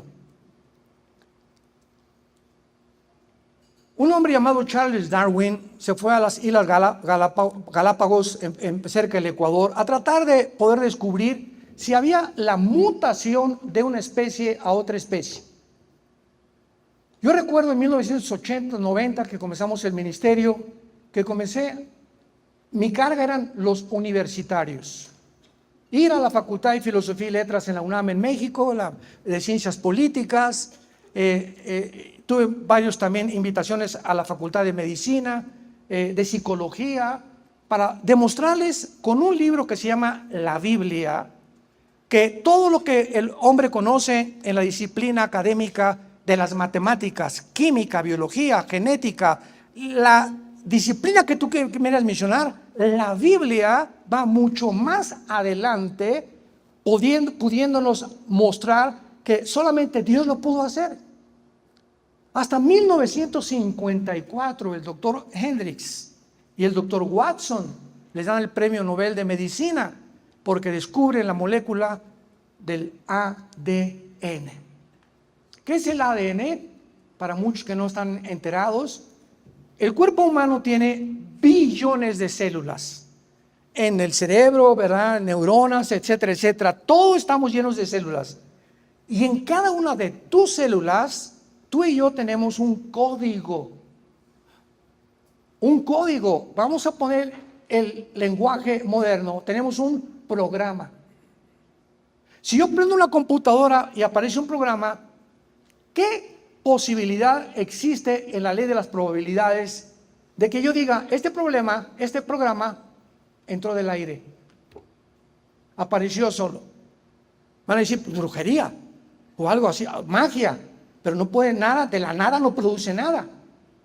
Entonces, cuando se descubre que hay un programa inteligente en cada célula del cuerpo humano, ¿quién puso ese programa inteligente? Una mente inteligente. Yo tengo un cuadro que aparece, ¿quién está detrás? Un pintor, un reloj, un relojero, un edificio, un arquitecto, una estatua, un escultor. Cualquier cosa tiene que haber una causa y un efecto. No puede haber nada que aparezca de la nada. Como me decían muchos ateos que he tenido yo debates con ellos, es que el universo apareció de la nada con el Big Bang. ¿Y quién produjo el Big Bang? Cabeza de aguacate. ¿La nada produjo el Big Bang? ¿Y a poco la nada produce la conciencia y la mente humana y la inteligencia? ¿Puede un ladrillo, puede algo completamente que no tiene ningún sentido, poder producir seres humanos pensantes, conscientes de nuestra vida, buscando anhelosamente de dónde venimos, quiénes somos y a dónde nos dirigimos? ¿Somos animales realmente? ¿O tenemos algo que nos supera al mundo animal? Entonces, cuando se descubre esto, el 60% de los ateos físicos, matemáticos y biólogos, el 60% de los ateos en Europa y Estados Unidos abandonan la teoría de la evolución. Es imposible al descubrir el ADN que haya evolución, porque los cromosomas del chango son diferentes a los míos. El cromosoma de una jirafa nunca producirá rinocerontes. El rinoceronte es imposible que se cruce con un toro. Un caballo no se puede cruzar con una burra porque nace una mula y nace estéril, porque ha violado las leyes. Desde la primera página de la Biblia, del Génesis, Dios produjo cada cosa según su género, según su orden. Todo está producido. El esperma del chango produce changos, los conejos van a producir conejos, y nunca hasta este momento del siglo XXI se ha demostrado, díselo a tu maestro que te sigue diciendo que vienes de chita, que no hay una prueba de una mutación de una especie a otra especie. No hay una sola prueba científica de la mutación de una especie a otra especie. Y después entra la famosa ley de la termodinámica físicamente. Ya dejamos hablando genéticamente. Físicamente, ¿qué dice la segunda ley de la termodinámica? Que todo se descompone, que todo se deteriora. Hay una ley que se llama la ley de la entropía físicamente, que la Biblia en Romanos 8 le llama la ley de la corrupción, hace 2000 años. Dice la Biblia en Hebreos capítulo 1, el universo desaparecerá, el sol se envejecerá, pero tú, oh Dios, eres eterno por los siglos de los siglos. ¿Quién le dijo hace 2000 años a los apóstoles, a los profetas, que la segunda ley de la termodinámica, que se descubre más de 1000 años después, era realidad. Y que se descubre que el universo tuvo un principio, que no ha sido eterno el universo. Es impresionante todas estas cosas. Y ahora la ley de la biología, los aminoácidos, que son los ladrillos de la vida, impiden e impedirán la evolución biológicamente. La genética, la biología y la ciencia demuestran científicamente que la evolución fue la mentira, el fraude más grande del siglo XX, que produjo esta mentira. Damas y caballeros, nunca en la historia, jamás había habido tantos ateos como en el siglo XX. Gracias a Darwin y a Friedrich Nietzsche, el padre del ateísmo, que acabó en un psiquiátrico y homosexual. Nunca Sam Harris, Ingersoll, Hawkins y todos estos ateos de los 60, 70, Jean-Paul Sartre, el padre del existencialismo francés, todos estos ateos descansaban en la teoría de la evolución, en el humanismo y en el comunismo. Porque estaba de moda completamente ser intelectual. Ya los cristianos, pobres tontos, nunca saben ellos nada. Fue cuando en los 80, 90 nos levantamos con la Biblia y vamos a invadir las universidades y vamos a demostrarles que todo lo que ellos están esgrimiendo como armas para poder defender su posición teológica y filosófica es absolutamente basura. Porque el hombre no es guiado por la razón, el hombre es guiado por las emociones y los sentimientos. Pueden más los sentimientos y las emociones que la misma razón pura.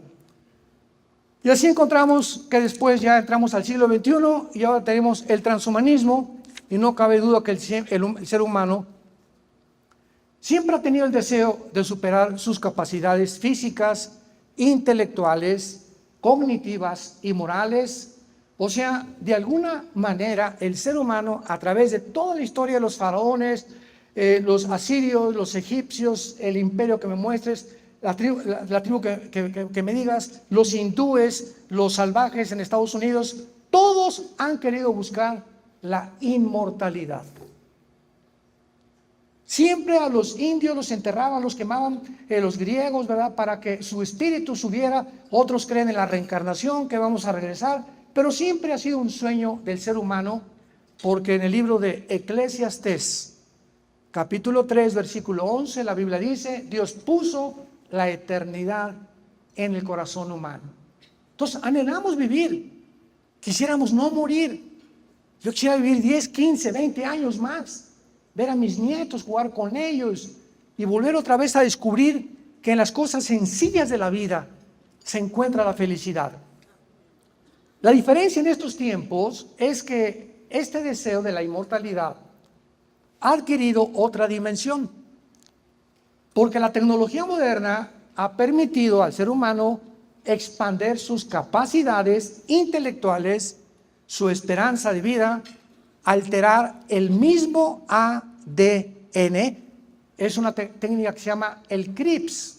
Los que son genetistas aquí saben lo que es el CRISPR, que ahora los médicos pueden abrir la célula, pueden introducirse al genoma humano y pueden dividir un gen. Y si tú tienes una enfermedad que es transmisible o hereditaria, sustituir ese gen por otro gen, y aparece todo esto como muy beneficioso. Sin embargo, finalmente, el ser humano, cualquier proyecto que el ser humano abarque o se proponga alcanzar sin Dios, estará condenado al fracaso. Estará condenado al fracaso.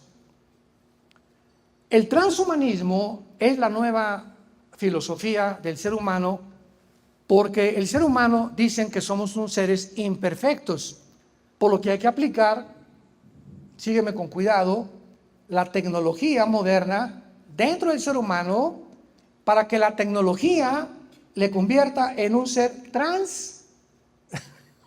humano. O sea, trans significa ir más allá de la humanidad. Transgénero, violar el género. Transhumano, ir más allá. Transatlántico, que va más allá del océano Atlántico. Entonces, quieren hacer que nosotros superemos nuestra humanidad. El transhumanismo es una filosofía, una ideología y un movimiento, más que nada, político-cultural. ¿Saben ustedes rápidamente cuáles son las aspiraciones del transhumanismo? Escuchen esto, de los científicos, entre comillas, del siglo XXI, a la estupidez a la que han llegado. En primer lugar, ellos hablan de la superlongevidad. Eso se refiere a extender la vida humana, la inmortalidad. La Organización Mundial de la Salud aboga ya para incluir la muerte como una enfermedad. La Organización Mundial de la Salud declaró hace menos de un mes que la pedofilia será autorizada en todas las naciones del mundo. La superinteligencia argumentan que estamos en una época evolutiva. Elon Musk, el que compró el Twitter, está haciendo un proyecto para meter un chip al cerebro, unido con una serie de alambres inalámbricos, desde luego, conectados a una computadora y a la nube. Entonces, ese chip que te van a meter, supuestamente, que les va a explotar la cabeza antes que puedan hacerlo una realidad, va a cambiar tu violencia, tu ira, tu enojo, tu deseo de robar, y te va a convertir en un santo. O si tú quieres aprender japonés en una hora, te meten un chip en un programa que en una hora aprendes japonés en lugar de ir 4 o 6 meses a una academia a aprender japonés. Estos son los proyectos, y yo no les llamo científicos, yo les llamo marihuanos. Porque es lo que son. Esto no es ciencia, discúlpeme, pero esto no es ciencia. Esto es ciencia ficción. Todo lo que ha cubierto la ciencia ficción en las películas, estamos ante ese mundo donde una irrealidad absurda científicamente la quieren hacer una realidad. Y finalmente, el relativismo, que esto es lo peor del transhumanismo. Enseñan que no hay una verdad absoluta, o sea, las verdades, escucha, ya no son verdades. Dejan de ser verdades, porque ahora si tú tienes una verdad, va a ser sometida a interpretaciones, por lo que no tenemos derecho a ser objetivos nunca más. En otras palabras, si tú ves una persona desnuda y le dices y sabes que es mujer, y tú puedes estar viendo equivocadamente porque a lo mejor no es mujer, a lo mejor es un transgénero. Entonces tú no tienes el derecho de decirle, tú eres una mujer. Y si él te dice, no, yo soy el hombre araña, tienes que repetir que es el hombre araña. Al llegar a Disneylandia, en Orlando, Florida, y en Anaheim, California, les suplico de rodillas, nunca vuelvan jamás a comprar ni ropa, ni visiten Disneylandia, ni ninguna cosa que tenga la marca de Disney. ¿Saben ustedes ahorita que al entrar a los parques de Disney, les dan a los niños una carta para entrar, para que se abstengan dentro del parque de decirle a nadie él o ella? Que no le digan mamá ni papá.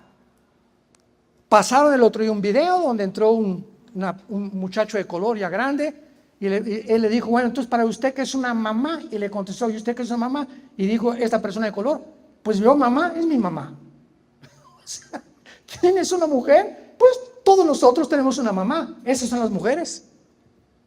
Si tú crees que tú eres mamá y dices que eres hombre, bueno, hay un problema, un tornillo se te aflojó en el cerebro, porque tu biología y tu genética niegan lo que tú eres. Por esta razón, escucha, el 65%, vean las estadísticas, búsquenlas ustedes, el 65% de los transgénero se suicidan. Llega un momento en que han negado tanto su mente, no, yo no soy lo que Dios me hizo, yo soy otro género. Y cuando hacen la operación quirúrgica para tratar de cambiar con hormonas y todas estas tonterías y estupideces que hacen los médicos cirujanos que se han vendido también, en ese momento tu cerebro te dice que tú no eres lo que tú estás pensando. Entonces hay una guerra entre tu bioquímica, entre tu metabolismo y entre tu cerebro. Y espiritualmente somos seres espirituales. Y el momento que un transgénero ya no soporta y llega realmente a lo que Satanás quiere que lleguemos, a que perdamos nuestra identidad sexual. que no somos, ya dejemos a Dios, lo que la biología y la genética nos dicen. Si tú tienes el cromosoma Y, eres macho camacho. Y si tienes los dos cromosomas X, eres mujer, de los pies a la cabeza. Y nadie tiene el derecho para decir que hay 607 géneros. Es una locura. 607 géneros. Ha llegado el mundo a tratar de poder confundir. La maldad, no cabe duda, terminamos en el libro de Isaías, escrito hace 2700 años, donde se profetizó algo aterrador, algo que va en este momento a sacudirnos. ¿Cómo es posible que hace 2700 años el profeta Isaías haya escrito el final del planeta Tierra, tal como actualmente lo vemos y con las condiciones y las causas por qué el ser humano ha llegado al final de la historia? Dice Isaías 24, versículo 3 al 6. La tierra será enteramente vaciada. Repito, fue escrito ¿hace cuánto? 2700 años. Seguidores de Nostradamus. Completamente saqueada. Porque Jehová ha pronunciado esta palabra, se destruyó, cayó la tierra, enfermó, cayó el mundo, enfermaron los altos pueblos de la tierra, y la tierra se contaminó bajo sus moradores. No dice por el clima, ni por el smog, ni por los millones de litros de petróleo que se han derramado en los océanos.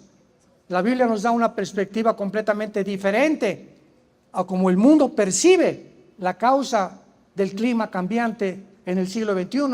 La Biblia dice 3 razones por las cuales la tierra se encuentra enferma. Número 1, porque traspasamos las leyes. Damas y caballeros, Dios es un Dios de orden y Dios puso en los cielos leyes nucleares, la ley de la gravitación, inexorables. Y encontramos un orden y un diseño perfecto que sin estas leyes la ciencia no podría existir. Gracias al orden que nos rodea existe la observación, porque la ciencia se basa en la observación. No puedes decirme nada que es científico si no ha sido demostrado antes en un laboratorio o en un tubo de ensayo. Entonces Dios es un Dios de orden, y cuando nos creó Dios nos puso un límite. No cruces este límite. Este es el bien, la bendición, y este es el mal. No cometerás inmoralidad. El sexo no fue dado para ser usado antes de casarse, y casados no con otra mujer ni con otro hombre, ni hombre con hombre, ni mujer con mujer, ni hombre con las bestias, y mucho menos con animales, y mucho menos con 3 o 4 al mismo tiempo. El sexo es algo biológico santo que Dios nos dio para que sea usado únicamente en la esfera del matrimonio, nunca jamás antes. Y cuando oyes a esos locos sexólogos en la televisión, que pues es necesaria la masturbación, si no te vas a volver loco y vas a dañar las paredes, y es necesario esto y aquello. ¿De dónde sacaron? O sea, ¿que ellos crearon el sexo? ¿Quién creó el sexo? El Dios de la Biblia. Él es el único que tiene la autoridad para decirme cómo lo debo usar. Y que hemos llegado en el siglo XXI, hemos traspasado las leyes morales. El ser humano se está convirtiendo en una bestia. El ser humano se está convirtiendo en un monstruo, en una persona completamente degenerada, para que las Naciones Unidas ordenen la pedofilia. Número 2, porque falsearon el derecho. Ya el derecho en los tribunales de justicia en la mayor parte del mundo ya no son escuchadas. Y número 3, quebrantaron el pacto sempiterno. ¿Cuál es el pacto sempiterno? El pacto del matrimonio. El matrimonio es la institución más santa, más sagrada que existe en este libro, las Sagradas Escrituras.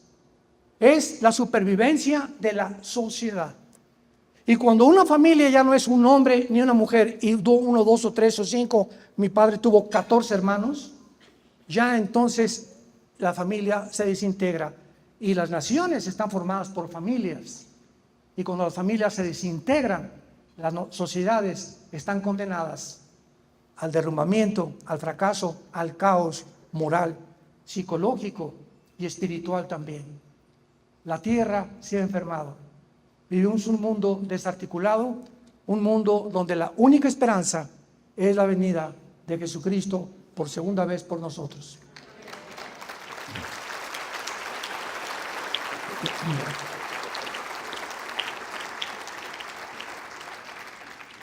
A todos ustedes en esta mañana, la Biblia te invita a que te arrepientas de tus pecados.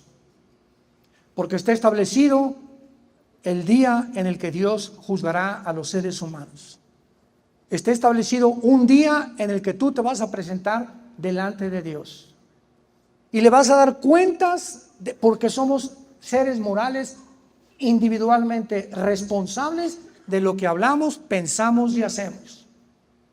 Y no hay nadie, ningún ser humano a través de la historia que se le escape al juicio eterno de Dios. La Biblia no habla de reencarnación, ni de purgatorio, ni de limbo.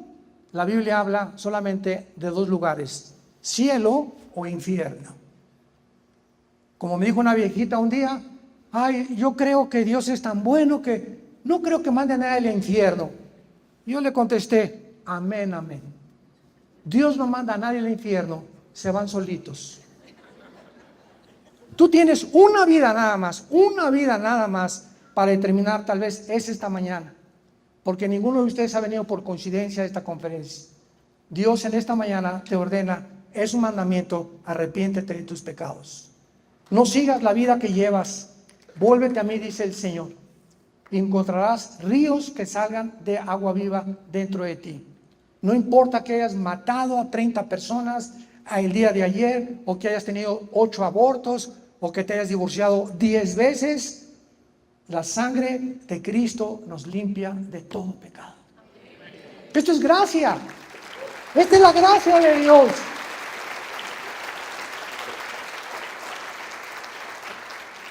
Tú puedes preguntar, ¿cómo así? Así es porque la palabra gracia no existe en ninguna religión más que en el cristianismo. ¿Y qué es la gracia? Algo que no merecemos, pero que Jesucristo en la cruz fue crucificado, fue enterrado y fue resucitado a los 3 días. Para que si nosotros creemos lo que Él hizo en esa cruz, en tu lugar y en mi lugar, tus pecados que hayan sido como el carbón, como la blanca lana, vendrán a ser. Para que te pares en esta mañana y le digas, Señor, no puede ser tanta misericordia y tanto amor que has tenido para mi vida.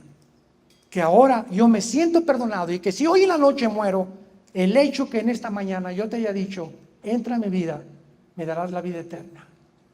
Y entraré al cielo sin ningún mérito, sin haber hecho ninguna buena obra, sino por la muerte de tu Hijo en mi lugar.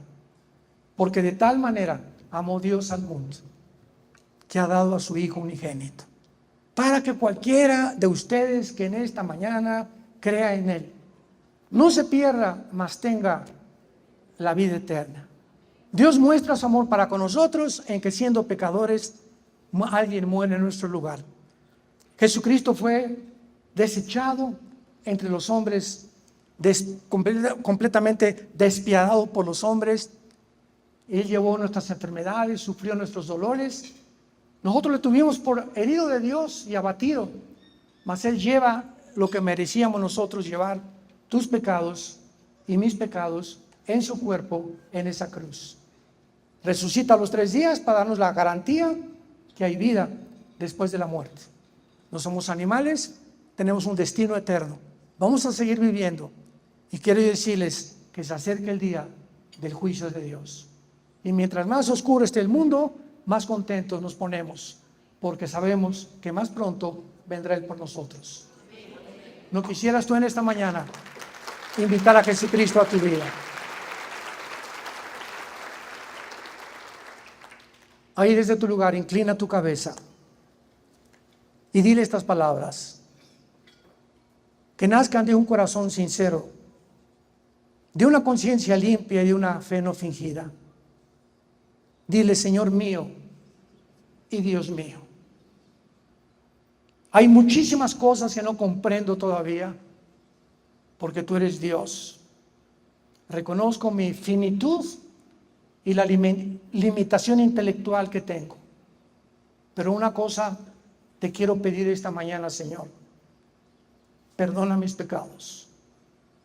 Creo que en esa cruz tu Hijo pagó por ellos con su sangre, que a los 3 días resucitó de entre los muertos. Y porque creo, Jesús, que vives, te pido en este instante que entres a mi vida. Te recibo como mi Señor y mi Salvador. Gracias por tan grande amor y tanta misericordia y tanta paciencia que has tenido conmigo, y la corta vida que me queda la quiero vivir solamente para dar testimonio de lo que tú hiciste en esa cruz en mi lugar. Amén.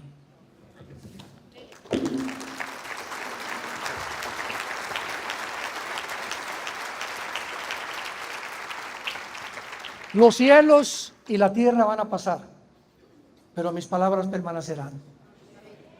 Todo se derrumba a nuestro alrededor. Miren, todas las verdades que están en la Biblia, todas al pie de la letra se siguen cumpliendo. Esto es la única luz que tenemos.